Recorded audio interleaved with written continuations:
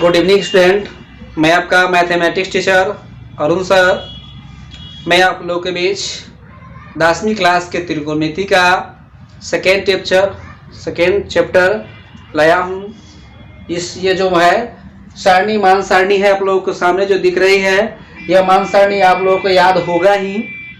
आप लोग इसको मान सारणी को अच्छे तरीके से रट लीजिएगा, क्योंकि वार्षिक परीक्षा में इस मान सारणी से 3 से 4 नंबर जरूर आते हैं। सिर्फ मान वाला अगर आप मान सारणी याद कर लेते हैं तो इसे आने वाले सभी जो क्वेश्चंस हैं सबको बड़ी आसानी तरीके से हल कर पाइएगा। आप इस मान सारणी को याद किए ही हैं या याद करते ही होइएगा, आप फिर भी भूल जाते हैं। इस मान सारणी को याद करने के लिए मैं आप लोगों के बीच एक विशेष फार्मूला लाया हूँ, जो ट्रिक के द्वारा है। आप लोग उस चीज को बहुत ही अच्छे तरीके से समझ सकते हैं, ठीक है। इसलिए मैं आप लोगों के समक्ष इसको ला रहा हूं और आप लोग थोड़ा शांति से इसको देखिए। मुझे उम्मीद है कि आप लोगों को जरूर समझ में आएगा। इस नियम का नाम है हैंड ऑफ फार्मूला।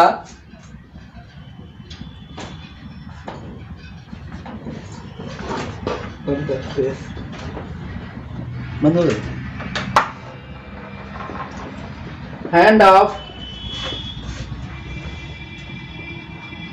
फार्मूला, इसका नाम हैंड ऑफ फार्मूला इसलिए कहा गया है, हैंड ऑफ फार्मूला इसलिए कहा गया है क्योंकि इसको हाथ के सहायतों से ही बनाया जाता है। आप इस चीज को समझने के लिए सबसे पहले आपने कॉपी पे एक अपने बाएं हाथ का जो फिगर है इस चीज को बना लीजिए।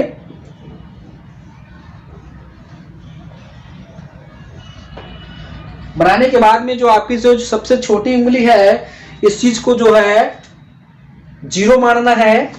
क्या मानना है आपको? 0 मानना है। उसके बाद 0 मानना है इसको। उसके बाद में आपको 30 माननी है, 45 मानना है, 60 मानना है इसको, और इसको 90 मानना है। एक बार और इसको अपने हाथ की सहायता से देख लीजिए। इसको 0 मानना है, इसको 30 माननी है, इसको 45 मानना है, इसको 60 मानना है और इसको 90 मानना है, ठीक है। जब आप साइन की वैल्यू निकालिएगा तो आप लोग गौर से देखिएगा। साइन थीटा का वैल्यू निकाल रहे हैं तो आप लोग ऐसे मान देखिएगा। यदि आप कॉस थीटा का वैल्यू निकाल रहे हैं तो आप लोग ऐसे मान देखिएगा। अर्थात जब साइन के मान निकाल रहे हैं तो नीचे की तरफ देखना है कि नीचे क्या उंगली बचा हुआ है। जब आप कॉस के मान निकालिएगा तो ऊपर क्या उंगली बचा है, इस चीज को देखना है। एक चीज ऐसे साइन में है उंगली की तरफ, पतली उंगली की तरफ, और जो कॉस में होता है वो चीज ऐसे होती है वह कॉस में, ठीक है। इसमें जब आप साइन की वैल्यू निकालिएगा, साइन में थीटा का मान बराबर सूत्र होता है √अंडर नीचे की उंगली बटा 2 होती है। क्या होता है? साइन में थीटा का वैल्यू बराबर सूत्र होता है √अंडर नीचे की उंगली बटा 2 होती है। जैसे आप देख लीजिए, अगर आप साइन 0 का मान निकालते हैं, साइन 0 तो हम लोग इसको माने हैं, इसलिए इसके नीचे कितनी उंगली है तो 0 उंगली है। इसलिए सूत्र होता है नीचे की उंगली, नीचे 0 है इसलिए यहाँ पर 0 हो जाएगा बटा में 2, यानी कि √अंडर 0 का जो वर्गमूल 0 होता है बटा 2 कट जाएगा तो कितना हो जाएगा 0, यानी कि साइन 0 का मान 0 होता है। आप लोग मान सारणी से मिला सकते हैं। उसी प्रकार यदि आप साइन 30 का वैल्यू निकालना चाहते हैं तो साइन में 30 का वैल्यू हम लोग दूसरी उंगली को माने हैं, तो इसके नीचे कितनी उंगली है? इसके नीचे 1 उंगली है। यहाँ पर सूत्र हो जाएगा नीचे की उंगली, तो नीचे का 1 है इसलिए हो जाएगा √अंडर 1 बटा में 2। आप लोग जानते होइएगा कि √अंडर 1 का वर्गमूल 1 होता है, इसलिए 1 बटा में कितना हो जाएगा 2। आंसर देख लीजिए, साइन 30 का मान 1 बटा 2 होता है ना। बेहतर आप लोग इसके आगे समझ लीजिए, साइन 45 डिग्री का मान कितना होता है। तो साइन हम लोग इसको 0 माने हैं, इसको 30 माने हैं, इसको 45 माने हैं, तो इसको जब पकड़ेंगे तो नीचे क्या उंगली बच रहा है? 2 उंगली बच रहा है। तो यहाँ हो जाएगा फिर वही ट्रिक रहेगा, नीचे की उंगली बटा में 2, तो नीचे क्या उंगली बचा है 2 और बटा में हो जाएगा 2, इसलिए हो जाएगा √अंडर 2 बटा में हम लोग एगो 2 के बदला में 2 √2 लिख सकते हैं, यानी कि √अंडर 2 गुना में √अंडर 2 लिख सकते हैं। याद रखिएगा √अंडर 2 गुना √अंडर 2 यानी कि होता है √अंडर 4। √अंडर 4 का वर्गमूल होता है 2। समझ में आ रहा है ना। इसलिए देखो √अंडर 2 से √अंडर 2 कट जाएगा, कितना बचेगा 1 बटा में √अंडर 2, जो आप लोगों को सामने मिलता है। उसी प्रकार हम लोग साइन जो है 60 डिग्री का वैल्यू निकालेंगे। इसका भी सूत्र वही होता है, रूट अंडर नीचे की उंगली बटा में 2। तो रूट अंडर नीचे की उंगली कितनी है, इसमें नीचे उंगली जो है आपका, जब हम 30 जीरो होता है, 30 होता है, या 45 या 60, इसको पकड़ेंगे नीचे कितना बचेगा, रूट अंडर 3 उंगली बचेगी।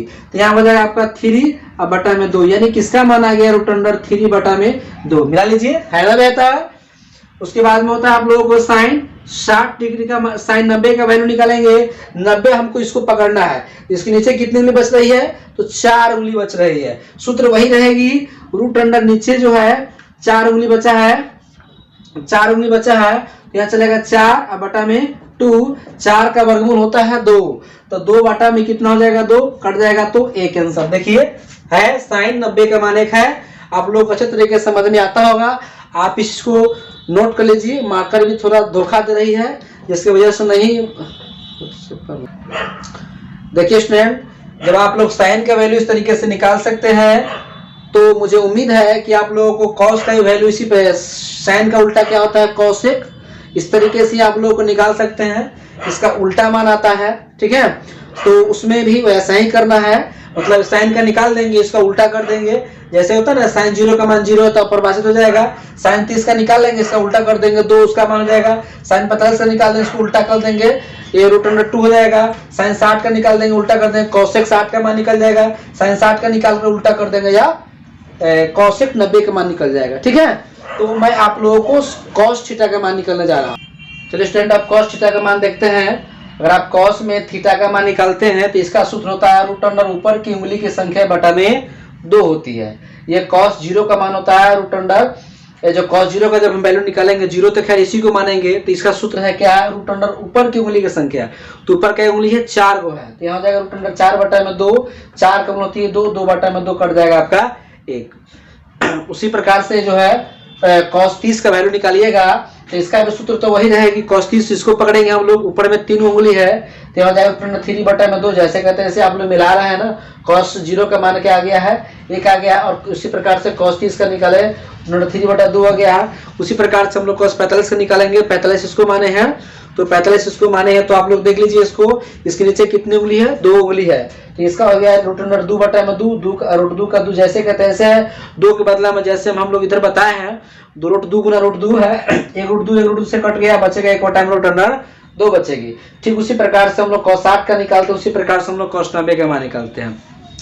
आप लोग अच्छे तरीके से जानते होइएगा, जब cos 0 का निकाल सकते हैं, तो इसका उल्टा होता है sec 0 का, वो भी निकल जाएगा। इस प्रकार sin 0 की सहायता से cosec 0 का मान निकल सकता है, उसी प्रकार cos 0 की सहायता से sec का मान निकल सकता है। मैं आप लोगों को एक नया चीज बताने जा रहा हूं, जो आप समझ जाइए।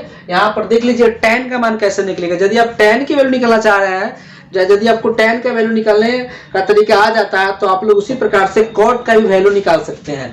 जैसे यहाँ देखिए tan 0 बराबर में है sin 0 बटा में cos 0, है ना। इसको हम चीज को जानते ही आप लोग, tan 0 का वैल्यू होता है sin और cos का अनुपात होता है कि नहीं। तो sin 0 बटा में cos 0 लिख सकते हैं, क्योंकि हम दो चीज को आसानी से निकाल सकते हैं। तो sin 0 का 0, cos 0 का है, यहाँ से आया है 1, तो 1 डाल देंगे, 0 बटा 1 का मान 1 आता है। देख लीजिए आप लोग, tan 0 का मान कितना है, 0 है, ठीक है।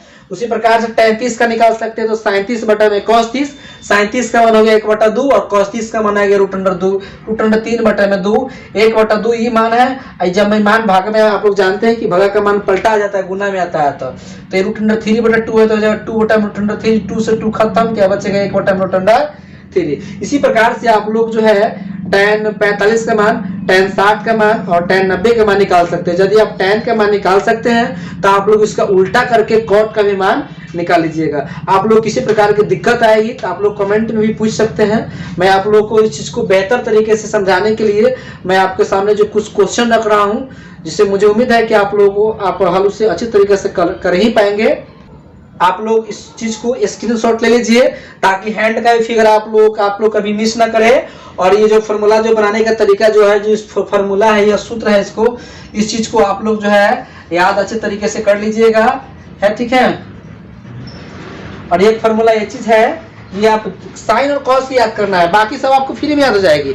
आपको साइन और कॉस याद हो जाएगा, बाकी आप त्रिकोणमिति का सारा मान को अपने भेजा में लेकर चल सकते हैं। एक ऐसा ट्रिक है कि आपको कहीं से चीट पुर्जा ले जाने की जरूरत नहीं है, आप हाथ पे बाहर लिख करके भी ले जा सकते हैं। कोई भी टीचर आपको कोई डिस्टर्ब नहीं करेगा। कोड भाषा में 0 लिख लीजिएगा, काम चल जाएगा आपका। जो है एग्जाम हॉल में भी आपका अगर मिस करते हैं इस मान सारणी को, तो एक ट्रिक के द्वारा आप लोग फॉर्मूला का जो मान का जो वैल्यू है आप लोग अच्छे तरीके से समझ सकते हैं, जान सकते हैं। आप इसको स्क्रीनशॉट लीजिए, मैं साइड में हो जा रहा हूँ।